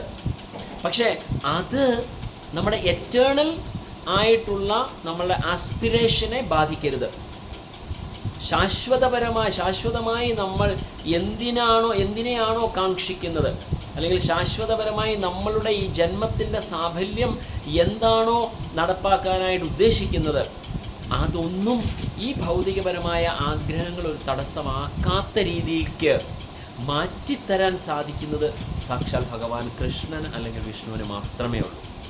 കാരണം അദ്ദേഹമാണ് നമ്മളുടെ യഥാർത്ഥ പിതാവ്. ഒരു യഥാർത്ഥ പിതാവിന് മാത്രമേ തൻ്റെ പുത്രനെ അല്ലെങ്കിൽ പുത്രിയുടെ സനാതനമായ ആവശ്യം അല്ലെങ്കിൽ എറ്റേണലായിട്ടുള്ള ആഗ്രഹം തിരിച്ചറിയാൻ സാധിക്കുകയുള്ളൂ. അതാണ് അർഹതയുള്ളപ്പോൾ എന്ന് ഞാൻ മുമ്പ് ഉപയോഗിക്കുന്ന വാക്ക് ഉപയോഗിക്കാനുള്ള കാരണം. ആ അർഹതപ്പെടുന്നത് നമുക്ക് നൽകണമെങ്കിൽ അത് നമ്മളുടെ യഥാർത്ഥ പിതാവിന് മാത്രമേ സാധിക്കുകയുള്ളൂ. പലപ്പോഴും ഞാൻ പറയാറുള്ള എക്സാമ്പിളാണ്, അതായത് ഒരു കൊച്ചുകുട്ടിക്ക് ചെറിയൊരു ജലദോഷമുണ്ടെന്ന് വിചാരിക്കുക. ചെറിയൊരു ജലദോഷം, ഒരു മൂക്കൊലിപ്പൊക്കെ ഉണ്ട്. അച്ഛൻ്റെ പോക്കറ്റിൽ നിന്ന് 5 രൂപ, അല്ലെങ്കിൽ ഇന്ന് 5 രൂപയ്ക്ക് എടുത്ത് 20 രൂപ കൈ കിട്ടിയത് എടുത്തുകൊണ്ട്, അല്ലെങ്കിൽ വിഷുക്ക് നീട്ടം കിട്ടിയതിൽ നിന്ന് 20 രൂപ എടുത്തുകൊണ്ട് അടുത്ത കടയിൽ പോയിട്ട് ഒരു ഐസ്ക്രീം ചോദിച്ചാൽ ആ കടക്കാരൻ ആ കുട്ടിയുടെ മൂക്കൊഴുകുന്നത് കാണുന്നുണ്ട് എങ്കിൽ പോലും ആ കടക്കാരൻ ആ 20 രൂപയുടെ ഐസ്ക്രീം എടുത്ത് കൊടുക്കുക മാത്രമാണ് ചെയ്തത്. കാരണം അദ്ദേഹത്തിൻ്റെ അവിടെ ജോലി എന്ന് പറഞ്ഞാൽ ആ ബിസിനസ് നടത്തുക. അപ്പോൾ കുട്ടിക്കത് ആ ഐസ്ക്രീം കഴിക്കാനുള്ള സമയം ഇതല്ല, അല്ലെങ്കിൽ അതിനുള്ള യോഗ്യത ആ സമയത്ത് ഉണ്ടോ ഇല്ലയോ എന്ന് ആ ഐസ്ക്രീം കടക്കാരൻ ചിന്തിക്കാറില്ല. എന്നാൽ അച്ഛനോട് ചോദിക്കുകയാണ്, അച്ഛൻ ഞാൻ ഒരു ഐസ്ക്രീം കഴിച്ചോട്ടെ എന്ന് ചോദിച്ചാൽ പറയും, മോനെ അല്ലെങ്കിൽ മകളെ ഇപ്പോൾ നീ ഐസ്ക്രീം കഴിക്കണ്ട, നിനക്ക് കുറച്ച് ദിവസം കഴിയട്ടെ, ഈ ജലദോഷം മാറിയിട്ട് അച്ഛൻ മേടിച്ച് തരാം എന്ന് പറയുന്നതാണ് അച്ഛൻ. അപ്പോൾ ആ അച്ഛൻ്റെ യഥാർത്ഥ അച്ഛൻ്റെ പൊസിഷൻ ഭഗവാൻ ശ്രീകൃഷ്ണൻ ഏറ്റെടുക്കുകയാണ്. അദ്ദേഹത്തിന് അറിയാം നമ്മൾക്ക് ഏത് സമയത്ത് കിട്ടിയാൽ നമ്മൾക്ക് ഉചിതമായ രീതിയിൽ അതിനെ ഉപയോഗിക്കാൻ സാധിക്കും. ആ ഉചിതമായ രീതിയിൽ ഉപയോഗിക്കാൻ സാധിക്കുന്ന അവസരത്തിൽ മാത്രമാണ് ഭഗവാൻ നമുക്ക് അതിനൊത്ത വരം നൽകുകയുള്ളൂ. ആ വരം നൽകുന്നതോടൊപ്പം നമ്മളെ പ്യൂരിഫൈ ചെയ്യാൻ ശ്രമിക്കുകയും ചെയ്യും. ഒരുപക്ഷെ ഞാൻ ഈ സെഷനിലാണോ പറഞ്ഞത് എനിക്ക് ഓർമ്മയില്ല. ഒരു പ്രാവശ്യം കൂടി കേട്ടതാണെങ്കിൽ ക്ഷമിക്കുക, പറഞ്ഞതെന്ന് എനിക്ക് ഓർമ്മയില്ല. അതുകൊണ്ട് ഞാൻ ഒന്നുകൂടെ റിപ്പീറ്റ് ചെയ്യുക, ഒന്നുകൂടെ പറയുകയാണ്. അതായത് ഒരു പയ്യൻ, ഒരു ബാലൻ പഠിച്ച് IIT എഞ്ചിനീയറിംഗ് കോളേജിൽ നിന്ന് പഠിച്ച് പാസ് ഔട്ടായി. അപ്പോൾ എഞ്ചിനീയറിംഗ് കോളേജിൽ പഠിക്കുന്ന സമയത്ത് അവൻ്റെ വീട്ടിൽ നിന്ന് കിട്ടുന്ന ഫിനാൻഷ്യൽ ഹെൽപ്പ് എന്ന് പറയുന്നത് വളരെ തുച്ഛമായ രീതിയിലുള്ള അല്ലെങ്കിൽ ചെലവിനുള്ള പൈസ മാത്രമേ അദ്ദേഹത്തിന് കൊടുക്കുകയുള്ളൂ. അങ്ങനെ ചെലവിനുള്ള പൈസ മാത്രം അദ്ദേഹം കിട്ടി. അങ്ങനെ എൻഡ് ടു എൻഡ് മീറ്റ് ചെയ്ത് പഠിത്തം കഴിഞ്ഞ് അദ്ദേഹത്തിന് IIT നിന്ന് ഇറങ്ങിയ ഉടൻ തന്നെ അമേരിക്കയിൽ ഒരു ജോലി കിട്ടി. അപ്പോൾ അമേരിക്കയിൽ ജോലി കിട്ടി. അമേരിക്കയിലേക്ക് പോകുന്ന ഫ്ലൈറ്റിൽ ഇരുന്നുകൊണ്ട് അവൻ ആലോചിച്ചു, ഇത്രയും കാലം അച്ഛൻ്റെയും അമ്മയുടെയും കൺട്രോളിലായിരുന്നു. ഇനി ഞാൻ അമേരിക്കയിലേക്ക് ചെന്ന് കഴിഞ്ഞാൽ കുറച്ച് ലാവിഷായിട്ട് എനിക്ക് ജീവിക്കാം, കുറച്ച് പാർട്ടികളിലൊക്കെ പോകാം, ചില ഗേൾ ഫ്രണ്ട്സൊക്കെ ആകാം, അങ്ങനെയൊക്കെ പറഞ്ഞ് കുറച്ച് ചില സിഗരറ്റൊക്കെ വലിക്കാം എന്നുള്ള ചെറിയ ചെറിയ മോഹങ്ങൾ അദ്ദേഹത്തിൻ്റെ മനസ്സിൽ വന്ന് അദ്ദേഹം അമേരിക്കയിൽ ചെന്നിറങ്ങി ലാപ്ടോപ്പ് തുറന്ന് ഇമെയിൽ ഓപ്പൺ ചെയ്യുമ്പോൾ ആദ്യത്തെ ഇമെയിൽ അച്ഛൻ്റെ ഇമെയിലാണ്. അച്ഛൻ്റെ ഇമെയിൽ അയച്ചു. അച്ഛൻ്റെ ഇമെയിൽ എഴുതിയിരിക്കുന്നു, മകനെ, I am very happy to know that നിനക്ക് $5000 ശമ്പളമുള്ള ഒരു ജോലി കിട്ടിയെന്ന് അറിഞ്ഞതിൽ വളരെ സന്തോഷമുണ്ട്. അടുത്ത മാസം മുതൽ നിനക്ക് ശമ്പളം കിട്ടുമ്പോൾ ആദ്യം നീ ചെയ്യേണ്ടത് $4000 എനിക്ക് എൻ്റെ അക്കൗണ്ടിലേക്ക് അയച്ചു തരിക. അങ്ങനെ $4000 വെച്ച് എൻ്റെ അക്കൗണ്ടിലേക്ക് അയച്ചു തരണം എന്ന അച്ഛൻ്റെ നിർദ്ദേശം. അച്ഛനോടുള്ള ഭയവും ഭക്തിയും സ്നേഹവും ഉണ്ട്. അപ്പം പയ്യനത് അയച്ചു കൊടുക്കാൻ നിർബന്ധിതനാകുകയാണ്. അപ്പോൾ ഈ $1000 എന്ന് പറയുന്നത് അദ്ദേഹത്തിന് അവിടുത്തെ റെൻറ്റും ഫുഡും ട്രാൻസ്പോർട്ടേഷനും പിന്നെ ചെറിയ ചില എക്സ്പെൻസസിനുമുള്ള പൈസ കൊണ്ട് തീരുക. അപ്പോൾ അവനെ അടിച്ചു പൊളിക്കാൻ അല്ലെങ്കിൽ അത് അവിടെ പോകാനോ ഇവിടെ പോകാനുള്ള ഒരു പൈസയും ഇല്ലാത്തൊരവസ്ഥയായി. അങ്ങനെ ഇരുന്നപ്പോൾ അവസാനം ഒരു വർഷങ്ങൾ കഴിഞ്ഞു. 4-5 വർഷം കഴിഞ്ഞപ്പോൾ അച്ഛൻ അടുത്ത ഇമെയിൽ അല്ലെങ്കിൽ അച്ഛൻ വിളിച്ചപ്പോൾ പറഞ്ഞു, മകനെ നീ തിരിച്ചു വരൂ, നിനക്കിനി കല്യാണം കഴിക്കാനുള്ള സമയമൊക്കെ ആയി എന്ന് പറഞ്ഞപ്പോൾ മകൻ തിരിച്ചു വന്നു. അപ്പോൾ പെണ്ണിനെ കണ്ടു, പെണ്ണ് ഇഷ്ടപ്പെട്ടെല്ലാം സെറ്റിലായി, കല്യാണം കഴിഞ്ഞ ആ ഫസ്റ്റ് ഡേ കല്യാണം കഴിച്ചുകൊണ്ട് പെണ്ണിനെയും കൊണ്ട് ആ മകൻ വീട്ടിലേക്ക് വരുമ്പോൾ ഫസ്റ്റ് മാസം മുതൽ ജോലി ചെയ്ത ഫസ്റ്റ് മാസം മുതൽ അന്നത്തെ ദിവസം വരെ $4000 വെച്ച് അയച്ച പൈസ അത്രയും മാസത്തെ ഓൾമോസ്റ്റ് 50 മാസത്തെ പൈസ $4000 ഈക്വലൻ്റ് ആയിട്ടുള്ള പൈസയുടെ ചെക്ക് അല്ലെങ്കിൽ പാസ്ബുക്ക് എടുത്ത് മകൻ്റെ കയ്യിലേക്ക് കൊടുക്കുകയായി ചെയ്തത്. കാരണം എന്നിട്ട് അച്ഛനോട് ചോദിച്ചു, അച്ഛൻ എന്തിനാ ഇപ്പം എനിക്ക് തരുന്നത്, ഞാൻ അച്ഛന് തന്നതല്ലേ? പറഞ്ഞു നിൻ്റെ പൈസയാണ്, നിൻ്റെ കയ്യിൽ അത് ഇരുന്നിരുന്നെങ്കിൽ നീ അത് അനാവശ്യമായി ചിലവാക്കിയേനെ. പക്ഷേ അതുകൊണ്ട് ഞാൻ ആ സമയത്ത് നിന്നിൽ നിന്ന് മേടിച്ചു. ഇന്ന് നിന്നെ കൺട്രോൾ ചെയ്യാൻ നിൻ്റെ ഭാര്യയുണ്ട്, നീ ഇനി അനാവശ്യമായി പൈസ ചിലവാക്കില്ല എന്നറിയാം. അതുകൊണ്ട് ഞാൻ നിനക്ക് തിരിച്ചു തരികയാണ്. ഇനി നിൻ്റെ ഫാമിലി ലൈഫ് നിനക്ക് നോക്കാം എന്ന് പറഞ്ഞ് ആ അച്ഛൻ മകന് പൈസ തിരിച്ചു കൊടുത്തു. ഇത് തന്നെയാണ് സാക്ഷാൽ ഭഗവാനും നമ്മളോട് ചെയ്യുന്നത്. നമ്മളൊരു പക്ഷേ പല കാര്യങ്ങളും ആഗ്രഹിക്കുന്നു, എനിക്ക് ചെയ്തില്ലല്ലോ, അത് ചെയ്തില്ലല്ലോ, ഇത് ചെയ്തില്ലല്ലോ. ഭഗവാൻ അറിയാം നമുക്ക് എപ്പോൾ തന്നാൽ നമ്മൾ പ്രോപ്പറായി യൂസ് ചെയ്യുമെന്ന്. ആ സമയമാകുമ്പോൾ ഭഗവാൻ നമുക്ക് നൽകും. പക്ഷെ ദേവീദേവന്മാർ അത് ചിന്തിക്കില്ല. അവരവരുടെ ഡ്യൂട്ടിയാണ് ചെയ്യുന്നത്. അവരത് നൽകി നമ്മൾ ചെയ്യുന്നതനുസരിച്ച്, നമ്മൾ ചെയ്യുന്ന പൂജയുടെ സംതൃപ്തി എത്രമാത്രമാകുന്നു അതനുസരിച്ച് അവർ നമുക്ക് വരങ്ങൾ നൽകിക്കൊണ്ടേയിരിക്കും. പക്ഷേ സാക്ഷാൽ ഭഗവാൻ പരംപുരുഷോത്തമൻ അത് ചെയ്തു തരും. ശ്രീല പ്രഭുപാദ് ഭക്തേഷ് പ്രഭുപാദിൻ്റെ ഡിസൈപ്പിൾസ് ഈ പർപ്പോട്ടിൽ ഒരു മനോഹരമായ ഒരു സ്റ്റോറി ഇതിൽ വിവരിക്കുന്നുണ്ട്. ആ സ്റ്റോറി വിവരിക്കുമ്പോൾ ഞാനത് ഓർത്തത്, ഈ സ്റ്റോറി ഞങ്ങൾ ദുബായിൽ ആയിരുന്ന സമയത്ത് 2 പ്രാവശ്യം ഇതേ സ്റ്റോറി ഞങ്ങൾ ഡ്രാമയായിട്ട് എനാക്ട് ചെയ്തിട്ടുണ്ട്. സോ വളരെ മനോഹരമായ അതായത് എങ്ങനെയാണ് ഒരു വില്ലേജിലുള്ള അല്ലെങ്കിൽ ഒരു ഗ്രാമത്തിൽ ജീവിച്ചിരുന്ന ഒരു ചെറുപ്പക്കാരന് ഏറ്റവും ടോപ്പായിട്ടുള്ള ആളിനെ സേവിക്കണം എന്ന ആഗ്രഹം മനസ്സിലുണ്ടായിരുന്നു. അപ്പോൾ അദ്ദേഹം ഇങ്ങനെ നടന്ന് അധികം ബുദ്ധിയൊന്നും അല്ലെങ്കിൽ വലിയൊരു ലോകപരിചയമില്ലാത്ത ഒരു ബാലനായിരുന്നു, ഒരു യുവാവ്. അദ്ദേഹം ഇങ്ങനെ നടന്ന് പോകുമ്പോൾ ആരാണ് ഏറ്റവും വലുത് എന്ന് അദ്ദേഹത്തിന് അറിയില്ല. അപ്പം അങ്ങനെ ആ വലിയ ആളിനെ കണ്ടുപിടിക്കാനായി അദ്ദേഹം പോകുന്ന വഴിക്ക് ഒരു കടയിൽ ഒരുപാട് ആൾക്കാർ വന്ന് കടയിൽ വന്നിട്ട് സാർ എനിക്കത് വേണം, എനിക്കിത് വേണം ഇങ്ങനെ പറഞ്ഞപ്പോൾ ചോദിച്ചു ഇതായിരിക്കും ഏറ്റവും വലിയ ആൾ. അപ്പം ചോദിച്ചു സാർ നിങ്ങളാണോ ഈ ഏറ്റവും വലിയ ആൾ, എനിക്ക് ഏറ്റവും വലിയ ആളിനെ സേവിക്കണമെന്നാണ് ആഗ്രഹം. അപ്പോൾ ആ കടക്കാരൻ പറയതെ ഞാനാണ് ഈ ഗ്രാമത്തിലെ ഏറ്റവും വലിയ ആൾ, അപ്പം നിങ്ങൾക്ക് എന്നെ സേവിക്കാം എന്ന് പറഞ്ഞ് ആ വലിയ ആളിനെ അദ്ദേഹം അവിടെ കുറച്ച് നാൾ സേവിക്കുമ്പോഴാണ് അവിടുത്തെ ഡിസ്ട്രിക്റ്റിൽ നിന്നുള്ള ഗവർണർ വരും. ഗവർണർ വരുമ്പോൾ ഈ കടക്കാരൻ അയാളെ ഓച്ഛാനിച്ച് നിൽക്കുന്നത് കാണും. അപ്പോൾ ചോദിക്കും സാർ നിങ്ങളാണോ വലിയ ആൾ? അതെ ഞാനാണ് വലിയ ആൾ. അപ്പോൾ ഞാൻ നിങ്ങളെ സേവിക്കാം. അപ്പോൾ ആ ഗവർണർ ചെന്ന് രാജാവിനെ റിപ്പോർട്ട് ചെയ്യുമ്പോൾ രാജാവിന് മുമ്പിൽ ഇങ്ങനെ കുനിഞ്ഞ് കൈകുപ്പി നിൽക്കുന്നത് കാണുമ്പോൾ ചോദിക്കും അപ്പോൾ രാജാവ് നിങ്ങളാണോ വലുത്? രാജാവ് പറയും അതെ ഞാനാണ് വലുത്, അങ്ങനെയാണെങ്കിൽ ഞാൻ നിങ്ങളെ സേവിക്കാം. അങ്ങനെ അദ്ദേഹത്തിനെ സേവിക്കും. അദ്ദേഹത്തിനെ സേവിച്ച് കഴിയുമ്പോൾ ആ രാജാവ് ചെന്ന് ഒരു ഗുരുവിൻ്റെ മുമ്പിൽ ചെന്ന് കുമ്പിടുന്നു, നമസ്കരിക്കുന്നു. അപ്പം ഗുരുവിനോട് ചോദിക്കും ഗുരു നിങ്ങളാണോ സന്യാസി, നിങ്ങളാണോ വലിയ ആൾ? അപ്പം അതെ അങ്ങനെയാണെങ്കിൽ ഞാൻ നിങ്ങളെ സേവിക്കാം. അപ്പം ഗുരു പറയും ഞാനല്ല വലിയ ആൾ, ഞാൻ നിങ്ങളെ വലിയ ആളിനെ കാണിച്ചു തരാം എന്ന് പറഞ്ഞ് ആ ഭഗവാൻ കൃഷ്ണൻ്റെ വിഗ്രഹം കൊണ്ട് കാണിച്ച് ക്ഷേത്രത്തിലേക്ക് കൊണ്ടുപോയി ആ വിഗ്രഹം കൊണ്ട് കാണിച്ചിട്ട് ഇതാണ് ഏറ്റവും വലിയ ആൾ, നിങ്ങൾ ഈ ആളിനെയാണ് സേവനം ചെയ്യേണ്ടത് എന്ന് പറഞ്ഞ് ആ യുവാവിനെ സാക്ഷാൽ ഭഗവാന്റെ അടുത്തേക്ക് ആ ഗുരു എത്തിക്കുകയാണ് ചെയ്യുന്നത്. അപ്പോൾ ഒരു യഥാർത്ഥ വ്യക്തിയുടെ അടുത്ത് നിന്ന് 2 പാഠങ്ങൾ നമുക്ക് പഠിക്കാനുണ്ട്. ഒന്ന്, ഏറ്റവും പരമമായ വ്യക്തി എന്ന് പറയുന്നത് ഭഗവാൻ മാത്രമാണെന്നും അതുപോലെ തന്നെ ഒരു യഥാർത്ഥ ഗുരുവിൻ്റെ അടുത്ത് ചെന്നെങ്കിൽ മാത്രമേ നമുക്ക് ആ പരംപുരുഷോത്തമൻ്റെ അടുത്തേക്ക് പോകാൻ സാധിക്കുകയുള്ളൂ എന്നുമുള്ള ഒരു ഗുണപാഠം നമുക്ക് ഈ ചെറിയ കഥയിൽ നിന്ന് നമുക്ക് മനസ്സിലാക്കാം. ഞങ്ങൾ അത് ഹിന്ദിയിലാണ് അവിടെ ചെയ്തത്. അത് ഖോജ് മഹാനതം വ്യക്തിക്ക് എന്നാണ് ആ ഡ്രാമയുടെ പേര്. ഖോജ് മഹാനതം വ്യക്തിക്ക് അതിൻ്റെ ഡ്രാമ ഞങ്ങൾ ചെയ്തതാണ്. അപ്പോൾ അത് വളരെ മനോഹരമായ ഒരു കഥയാണ്. അത് ഈ പർപ്പോട്ടിൽ അതിനെക്കുറിച്ച് വിവരിക്കുന്നുണ്ട്. അപ്പോൾ നമ്മളുടെ ലക്ഷ്യമെന്ന് പറയുന്നത് ആ ഭഗവാൻ പരംപുരുഷോത്തമനെ സേവിക്കുക എന്നുള്ളതാണ്. അതുകൊണ്ട് അതിൽ നിന്ന് മാത്രമേ നമുക്ക് നമ്മുടെ യഥാർത്ഥമായ ജീവിത ലക്ഷ്യം നമുക്ക് നമുക്ക് പ്രാപിക്കാൻ സാധിക്കുകയുള്ളൂ. സോ അങ്ങനെ ഭഗവാനെ പ്രീതിപ്പെടുത്തുന്നതിനുള്ള പല രീതികൾ മുമ്പലത്തെ സ്തോത്രത്തിലും കുലശേഖര രാജാവ് പറഞ്ഞു. ഭഗവാന്റെ നാമജപം, ഭഗവത് നാമജപം എന്ന് പറയുന്നത് അതിന് ഏറ്റവും ഉത്തമമായ മാർഗമാണ്. കാരണം ഭഗവാനെ പ്രീതിപ്പെടുത്തുന്നതിനുള്ള മാർഗം, അതായത് ഇതിൽ ശ്രീമദ് ഭാഗവത്തിലെ ഒരു ശ്ലോകം കൂടെ അതിൽ കോട്ട് ചെയ്യുന്നുണ്ട്. നമ്മുടെ ഈ പർപ്പോട്ടിന് അതിൽ 11-ാമത്തെ സ്കന്ധത്തിലെ 2-ാം അധ്യായത്തിൽ 40-ാമത്തെ ശ്ലോകത്തിൽ ഏവം വൃത സ്വപ്രിയ നാമ കൃത്യ ജാത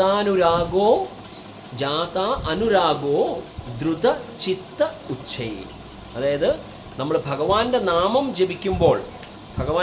ജപിക്കുമ്പോൾ നമ്മുടെ ഹൃദയത്തിൽ ഭഗവത് പ്രേമം ഉദ്ഭവിക്കും, അല്ലെങ്കിൽ ജാതനാകും, അല്ലെങ്കിൽ ഇറ്റ് വിൽ ജനറേറ്റ്. അതിൻ്റെ ട്രാൻസ്ലേഷൻ പറയുന്നത് by chanting the holy name of the lord one comes to the stage of love of godhead. Then the devotee is fixed in his vow as an eternal servant of the lord and he gradually becomes very much attached to a particular name and form of the Lord as his heart melts with ecstatic love. He laughs very loudly or cries and shouts. Sometimes he sings and dances like a madman, for he is indifferent to public opinion. അപ്പോൾ പൊതുജനം നമ്മളെ കാണുമ്പോൾ നമ്മളെ ചിലപ്പം നമ്മളോട് പരിഹസിക്കും, നമ്മൾ ചെയ്യുന്നത് എന്താണ്. കാരണം പൊതുജനങ്ങൾക്ക് മനസ്സിലാകുന്നതല്ല ഈ ഭഗവത് പ്രേമം എന്ന് പറയുന്നത്, അല്ലെങ്കിൽ ഭഗവാനോടുള്ള ഭക്തി എന്ന് പറയുന്നതിൻ്റെ ഭാവത്തിനെക്കുറിച്ച് പൊതുജനങ്ങൾക്ക് അതിനുള്ള അറിവില്ല. അവർ നമ്മളെ നോക്കി ഒരുപക്ഷെ ചിരിക്കുന്നുണ്ടാവും. കയ്യിൽ ജപമാല കൊണ്ട് നടക്കുമ്പോൾ ഒരുപാട് പേരെന്നോട് ചോദിച്ചിട്ട് കൈക്ക് എന്ത് പറ്റിയെന്ന്, അതായത് കയ്യിലെന്തോ മുറിവ് സംഭവിച്ചു അതുകൊണ്ടാണ് നമ്മൾ കയ്യിലെന്തോ തുണി കെട്ടി വെച്ചിരിക്കുന്നത് എന്ന് ആൾക്കാർ തെറ്റിദ്ധരിക്കുന്നു. നമ്മുടെ തിലകം കാണുമ്പോൾ നമ്മളൊക്കെ ഒരു ഏലിയൻ ലുക്കാണ് പബ്ലിക്കിന്. പക്ഷേ ശ്രീമദ് ഭാഗവത്തിൽ ഇവിടെ പറയുന്നത് 11-ാമത്തെ സ്കന്ധത്തിൽ പറയുന്നതനുസരിച്ച് എന്താണ്, ഏവം വ്രത സ്വപ്രിയ നാമ കീർത്തയ ജാതാനുരാഗോ, അതായത് ആ ഭഗവത് പ്രേമം ഉദ്ഭവിക്കുകയാണ് ചെയ്യുന്നത്, അവിടെ ജാതനാകുകയാണ് ചെയ്യുന്നത്. അങ്ങനെ ഒരു വ്യക്തിയുടെ ഹൃദയത്തിൽ ഭഗവത് പ്രേമം ഉദ്ഭവിച്ചു കഴിഞ്ഞാൽ അവൻ്റെ സിംറ്റംസാണ് പിന്നെ പറയുന്നത്. എന്താണ്, ചിലപ്പോൾ കരയും, ചിലപ്പോൾ ചിരിക്കും, എന്ന് പറഞ്ഞുകൊണ്ട് ഇന്നത്തെ കാലത്ത് അങ്ങനെ ഉണ്ടായിക്കൂടാ എന്നല്ല, പക്ഷേ അതൊരു ഇമിറ്റേഷൻ ആവരുത്. നമ്മുടെ ആചാര്യന്മാർക്ക് എല്ലാവർക്കും ഇതുപോലുള്ള അനുഭവം ഉണ്ടായിട്ടുണ്ട്. ശ്രീ ചൈതന്യ മഹാപ്രഭുവിന്, പ്രതാപരുദ്ര മഹാരാജാവിന്, അങ്ങനെ ധാരാളം ചൈതന്യ മഹാപ്രഭുവുമായി അസോസിയേറ്റ് ചെയ്ത എല്ലാ വ്യക്തിത്വങ്ങൾക്കും ആ ഒരു ഭാവം അവർക്ക് അനുഭവപ്പെടാൻ സാധിച്ചിട്ടുണ്ട്. പക്ഷെ നമ്മളത് കണ്ടിട്ട് എനിക്കും ആ ഭാവമായി എന്ന് പറഞ്ഞ് നമ്മൾ ഇന്ന് ചിരിക്കുകയോ അട്ടഹസിക്കുകയോ അല്ലെങ്കിൽ കരയുകയോ ചെയ്താൽ അതൊരു ഇമിറ്റേഷൻ ആയിക്കൂടാ. നമ്മൾ ആചാര്യന്മാരുടെ പാത പിന്തുടരണം. അതാണ് ശ്രീല പ്രഭുപാദ് പറഞ്ഞു തരുന്നത്. പാത പിന്തുടരണം, പക്ഷേ നമ്മളത് ഇമിറ്റേറ്റ് ചെയ്യാൻ പാടില്ല. There is a lot of difference. ഇത് രണ്ടും തമ്മിൽ ഒരുപാട് വ്യത്യാസം നമുക്ക് കാണാൻ സാധിക്കും. അറിയണം എന്താണ് അതിൻ്റെ വ്യത്യാസം. ആചാര്യന്മാർ തെളിച്ചു തന്ന വഴികളിൽ കൂടി നമ്മൾ സഞ്ചരിക്കുകയാണ് വേണ്ടത്. പക്ഷെ അവർ ചെയ്തു, അതുകൊണ്ട് ഞാനും ഇത് ചെയ്യുന്നു എന്ന് പറഞ്ഞ് ചെയ്ത് അനുകരിക്കുകയല്ല വേണ്ടത്. അനുകരണം എന്ന് പറയുന്നത് തീർച്ചയായിട്ടും ദൂഷ്യം ചെയ്യുകയുള്ളൂ. അപ്പോൾ അത് മനസ്സിലാക്കണമെങ്കിൽ പോലും ഈവൻ ചൈതന്യ മഹാപ്രഭുവിൻ്റെ ലീലയിൽ ആദ്യം അദ്ദേഹം ജഗന്നാഥ് പുരിയിൽ സന്യാസം സ്വീകരിച്ച് ജഗന്നാഥ് പുരിയിലേക്ക് വന്ന ക്ഷേത്രത്തിൽ വന്ന ഉടൻ തന്നെ ഭഗവാൻ ജഗന്നാഥിനെ കണ്ട ഉടൻ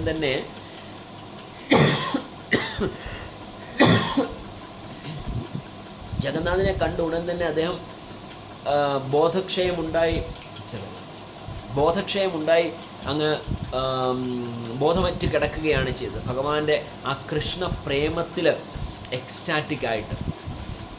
പക്ഷെ ആ ഒരു പൊസിഷനെ ഏറ്റവും സർവജ്ഞനായ ആ സമയത്ത് അവിടെ ആ ജഗന്നാഥ് പുരി ഏരിയയിൽ പ്രദേശത്തുണ്ടായിരുന്ന ഏറ്റവും സർവജ്ഞനായ അല്ലെങ്കിൽ ഏറ്റവും ജ്ഞാനിയായിരുന്ന സർവഭൗമ ഭട്ടാചാര്യയ്ക്ക് പോലും മനസ്സിലാക്കാൻ സാധിച്ചില്ല. ആദ്യം അദ്ദേഹം വിചാരിച്ച് എന്താണിത്.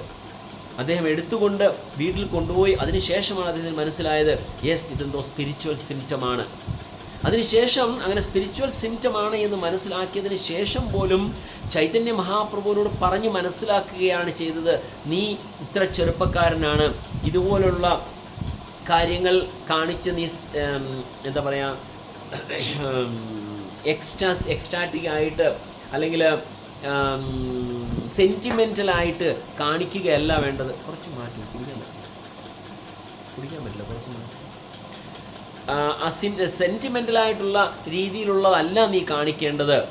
നീ ഗ്രന്ഥങ്ങൾ പഠിച്ച് വേദശാസ്ത്രങ്ങൾ പ്രകാരം നീ ജീവിച്ച് കാണിച്ച് അല്ലെങ്കിൽ അതിനെ പഠിപ്പിക്കുകയാണ് വേണ്ടത് എന്ന് സർവഭൗമ ഭട്ടാചാര്യ പോലും ചൈതന്യ മഹാപ്രഭുവിനോട് ഉപദേശിക്കുകയാണ് ചെയ്തത്. എന്നാൽ ചൈതന്യ മഹാപ്രഭു തിരിച്ച് സർവഭൗമ ഭട്ടാചാര്യ മനസ്സിലാക്കി. പിന്നെ ചൈതന്യ മഹാപ്രഭുവിൻ്റെ ശിഷ്യത്വം സ്വീകരിക്കുക തന്നെ ചെയ്തു സർവഭൗമ ഭട്ടാചാര്യ. അത് വേറെ സ്റ്റോറി. പക്ഷേ എന്നിരുന്നാലും അത്രയും വലിയ ജ്ഞാനിയായിരുന്ന സർവഭൗമ ഭട്ടാചാര്യയ്ക്ക് പോലും ചൈതന്യ മഹാപ്രഭുവിൻ്റെ യഥാർത്ഥ പൊസിഷനെക്കുറിച്ച് അല്ലെങ്കിൽ അദ്ദേഹത്തിൻ്റെ ആ എക്സ്റ്റസിയെക്കുറിച്ച് മനസ്സിലാക്കാൻ സാധിച്ചില്ല. അപ്പോൾ ഇന്നത്തെ കാലത്തുള്ള ഈ ഒരു ജീവിത ലോകത്തിൽ നമ്മൾ അതുപോലെ സിംറ്റംസ് കാണിച്ചാൽ ആൾക്കാർ നമ്മളുടെ മുഖത്ത് കാർക്കിച്ച് തുപ്പുകയുള്ളൂ. സോ അതുകൊണ്ട് we should be very careful. നമ്മൾ അല്ലെങ്കിൽ നമ്മളൊന്നും അങ്ങനെ കാണിക്കുമെന്നല്ല ഞാൻ ഉദ്ദേശിക്കുന്നത്. പക്ഷേ അതൊരിക്കലും ഇമിറ്റേറ്റ് ചെയ്യരുത്, മറിച്ച് നമ്മൾ അവരുടെ പാത പിന്തുടരുകയാണ് ചെയ്യേണ്ടത്. ആ ലാസ്റ്റ് പാരഗ്രാഫ് ഒന്ന് വായിക്കാമോ ആർക്കെങ്കിലും?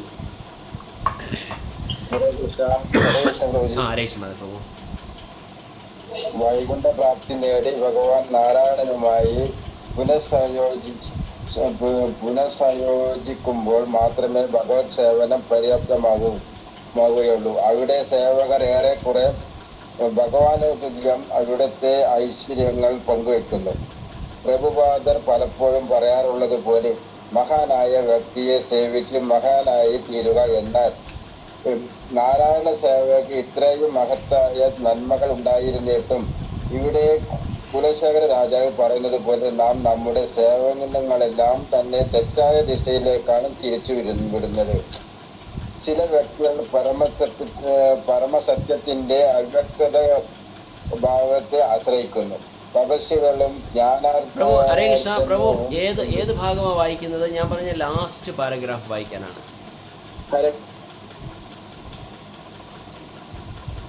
അതായത് മുകുന്ദമാല സ്തോത്രം ഇസ്കോണിൻ്റെ റിലീസുള്ള ബുക്കിൻ്റെ ലാസ്റ്റ് പാരഗ്രാഫ് വായിക്കാനാണ് ഞാൻ ആഗ്രഹിച്ചത്. പ്രഭു അതല്ല വായിക്കാൻ തോന്നുന്നു. വേറെ ആരുടെയും ബുക്കുണ്ടോ? അത് വായിക്കാമോ?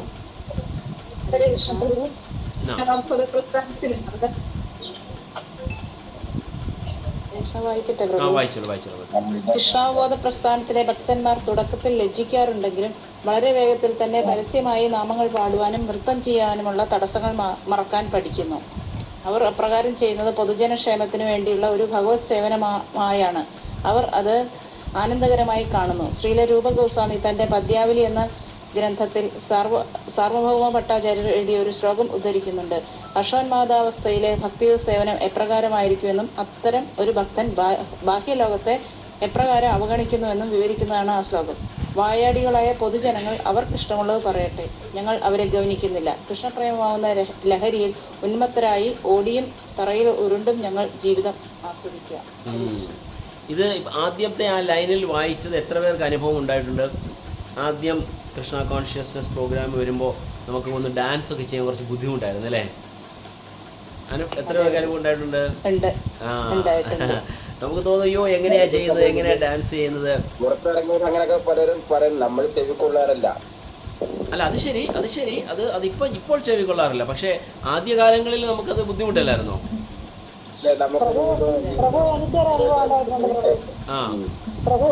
പ്രഭു എനിക്കൊരു അനുഭവം ഉണ്ടായിട്ടുണ്ട്.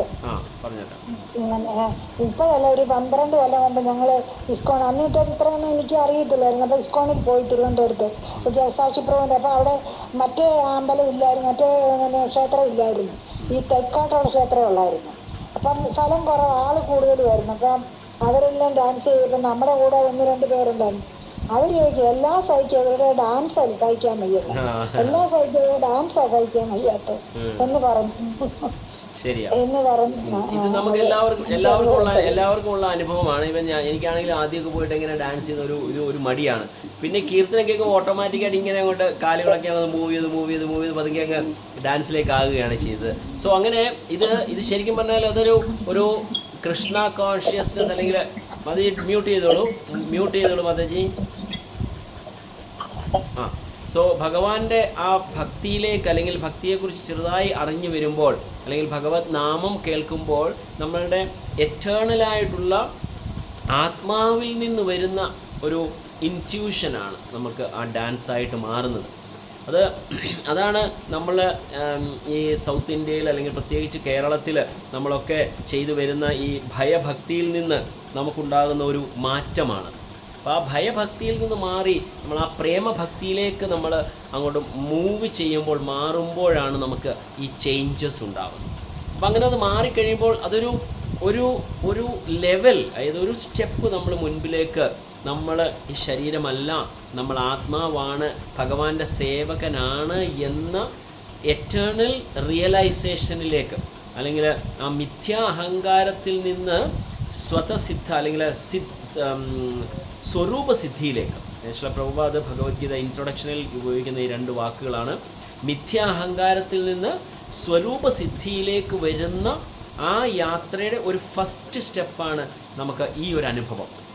കാരണം നമ്മുടെ ശരീരമാണ്, എന്നെ ആരെങ്കിലും കണ്ട് കുറച്ചിലാണോ, അല്ലെങ്കിൽ ഞാൻ എങ്ങനെ ഡാൻസ് ചെയ്യും എന്ന തോന്നൽ നമുക്ക് ആദ്യം ഉണ്ടായി എങ്കിൽ, അതിൽ നിന്ന് കുറച്ച് നമ്മൾ മാറിയെങ്കിൽ, അപ്പോൾ നമ്മൾ ഒരു സ്റ്റെപ്പ് മുമ്പോട്ടായി എന്നുള്ളതാണ് അതിൽ നിന്ന് കാണാൻ സാധിക്കുന്നത്. സോ അത് വളരെ ഇമ്പോർട്ടൻ്റ് ആണ്. സോ അതിനുശേഷം അതിൽ പറയുന്നത് വായാടികളായ പൊതുജനം എന്തും പറഞ്ഞുകൊള്ളട്ടെ. അത് സർവഭൗമ ഭട്ടാചാര്യ മുമ്പ് പറഞ്ഞ അതേ വ്യക്തിത്വമാണ്. സർവഭൗമ ഭട്ടാചാര്യ ചൈതന്യ മഹാപ്രഭുവിൻ്റെ ശിഷ്യത്വം സ്വീകരിച്ചതിന് ശേഷം അദ്ദേഹം പറഞ്ഞതാണ്, ലോകത്തുള്ളവർ എന്തും പറയണം. അപ്പോൾ ചൈതന്യ മഹാപ്രഭു ആദ്യം മൂർച്ഛിച്ച് കിടക്കുന്ന സമയത്ത് അതിനെക്കുറിച്ച് നെഗറ്റീവ് കമൻറ്റ് പറഞ്ഞ ആൾ തന്നെ തിരിച്ച് ലോകം എന്തും പറഞ്ഞു കൊള്ളട്ടെ, ഞാൻ ഇങ്ങനെയാണ്, ഞാൻ മണ്ണിൽ കിടന്ന് ഉരുളും. അപ്പോൾ ആ ഒരു ട്രാൻസ്ഫോർമേഷൻ എന്ന് പറയുന്നതാണ് കൃഷ്ണ കോൺഷ്യസ്നസ്. സോ ആ ഒരു ട്രാൻസ്ഫോർമേഷനാണ് നമുക്കെല്ലാവർക്കും വേണ്ടത്. സോ അതിന് വേണ്ടത് ഭഗവത് നാമജപമാണ്. സോ ഭഗവത് നാമജപം ഒന്ന് മാത്രമേ നമുക്ക് അതിന് നമ്മളെ സഹായിക്കാൻ പറ്റത്തുള്ളൂ. സോ ഹരേ കൃഷ്ണ മഹാമന്ത്രത്തിൻ്റെ ജപത്തിനെ കുറിച്ച് ധാരാളം ശ്രീമദ് ഗ്രന്ഥങ്ങൾ, ശ്രീമദ് ഭാഗവത്തിലും പല ഗ്രന്ഥങ്ങളിലും എഴുതുന്നുണ്ട്. എന്താണ് അതിൻ്റെ മഹത്വം എന്ന് പറയുന്നത്? അതായത് സായം പ്രാതർ ഗൃണ ഭക്ത്യ ദുഃഖ ഗ്രാമാത് വിമുച്യതേ. If one always chants the holy name of the lord. ഒന്ന് മ്യൂട്ട് ചെയ്യുമോ? ചില കണക്ഷൻസ് അൺമ്യൂട്ട് ആവുമെന്ന് അറിയാതെ. So if one always chants the holy name of the Lord with great devotion in the evening and in the morning, one can become free from all material miseries.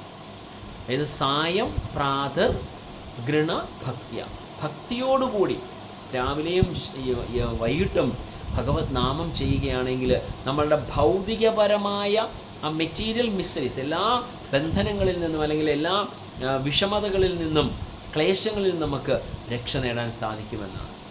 അതുപോലെ 6-ാമത്തെ സ്കന്ധത്തിൽ 3-ാമത്തെ അധ്യായത്തിൽ 24-ാമത് ശ്ലോകത്തിൽ പറയുന്നുണ്ട്,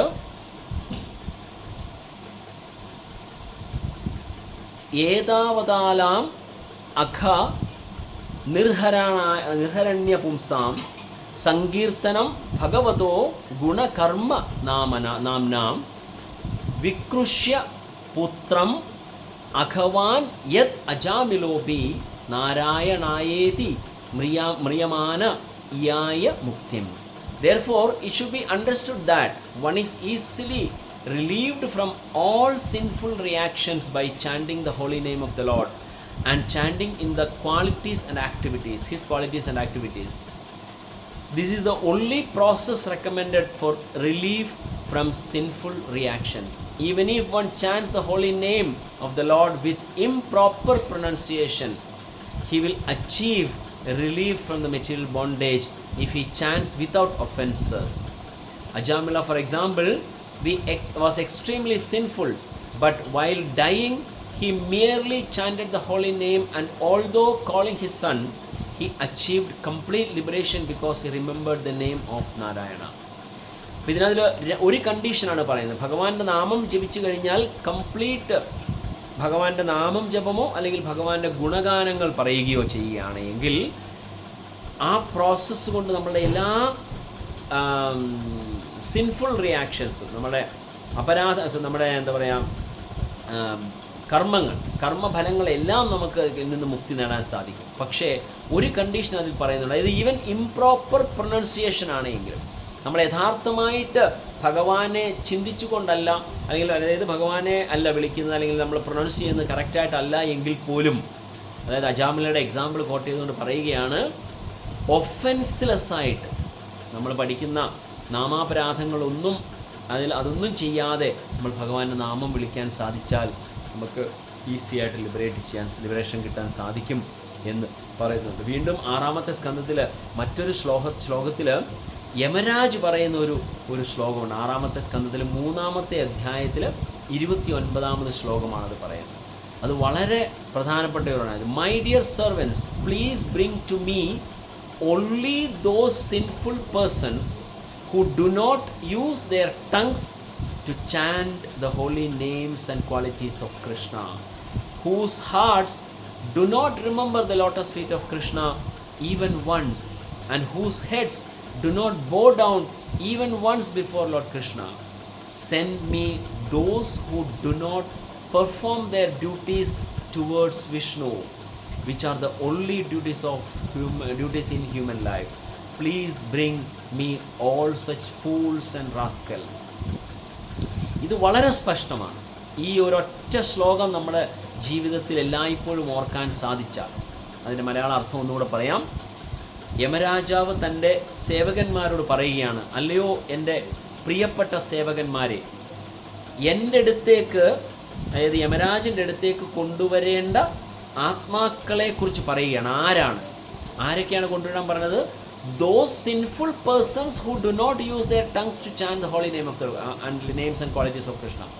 ഭഗവാൻ കൃഷ്ണൻ്റെ നാമജപത്തിന് വേണ്ടിയോ അദ്ദേഹത്തിൻ്റെ ഗുണങ്ങൾ പാടുന്നതിന് വേണ്ടിയോ ഉപയോഗിക്കുന്ന തൻ്റെ നാവ് ഉപയോഗിക്കാത്ത വ്യക്തികളുടെ ആത്മാവ്, അല്ലെങ്കിൽ അവൻ്റെ ഹൃദയത്തിൽ ഭഗവാനെ ഓർക്കാൻ ആയി ഉപയോഗിക്കാത്ത ഏതെങ്കിലും സമയം, അല്ലെങ്കിൽ പല സമയങ്ങളിൽ ഓർക്കാതിരിക്കുന്നുണ്ട് എങ്കിൽ അങ്ങനെയുള്ള വ്യക്തികളുടെ ആത്മാവ്.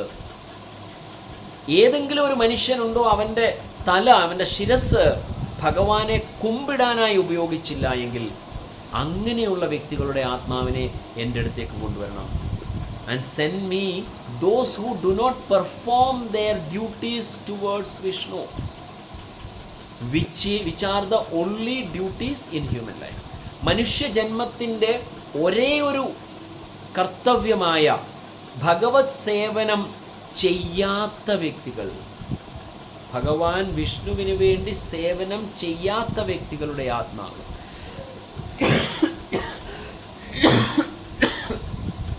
Please bring me such fools and rascals. ഇതാണ് യമരാജാവ് തൻ്റെ ദൂതന്മാർക്ക് നൽകിയിരിക്കുന്ന ആജ്ഞ. അതിൽ നിന്ന് വളരെ ക്ലിയറാണ് ഒരു മനുഷ്യജന്മം എന്ത് ചെയ്യണം, അല്ലെങ്കിൽ ഏത് തരത്തിലുള്ള കർത്തവ്യമാണ് ഒരു മനുഷ്യൻ ചെയ്യേണ്ടത്, എന്തെല്ലാം പ്രവൃത്തികളാണ് ചെയ്യേണ്ടത്. എന്തൊക്കെ ചെയ്തെന്ന് പറഞ്ഞാലും ഈ ഒരു പ്രവൃത്തി ചെയ്യാത്ത ഒരു മനുഷ്യൻ തീർച്ചയായിട്ടും ഫൈനലി യമരാജാവിൻ്റെ അടുത്തേക്ക് പോകേണ്ടി വരും. അപ്പോൾ യമരാജാവിൻ്റെ അടുത്ത് പോകണ്ട എന്ന ആഗ്രഹമുള്ള ഒരുവരാണ് എങ്കിൽ തീർച്ചയായിട്ടും ഈ കാര്യങ്ങളെല്ലാം ചെയ്യുക. എന്താണ്? ഭഗവത് നാമം ജപിക്കുക, ഭഗവാനെക്കുറിച്ച് ഭഗവാന്റെ ഗുണങ്ങൾ പാടുക, ഭഗവാനെ എപ്പോഴും മനസ്സിൽ ഓർത്തുകൊണ്ടിരിക്കുക, ഭഗവാൻ വിഷ്ണുവിന് വേണ്ടി സേവനം ചെയ്യുക. സോ ഈ കാര്യങ്ങൾ ചെയ്യുന്നവനാണ് എങ്കിൽ യമരാജാവിനെ കാണേണ്ടി വരില്ല. ഇത് നമ്മളെപ്പോഴും എല്ലായ്പ്പോഴും ഓർത്തുകൊണ്ടിരിക്കേണ്ട ഒരു ശ്ലോകമാണ്. 6-ാമത്തെ സ്കന്ധത്തിൽ യമരാജാവ് തൻ്റെ യമദൂതന്മാർക്ക് കൊടുക്കുന്ന നിർദ്ദേശമാണ്.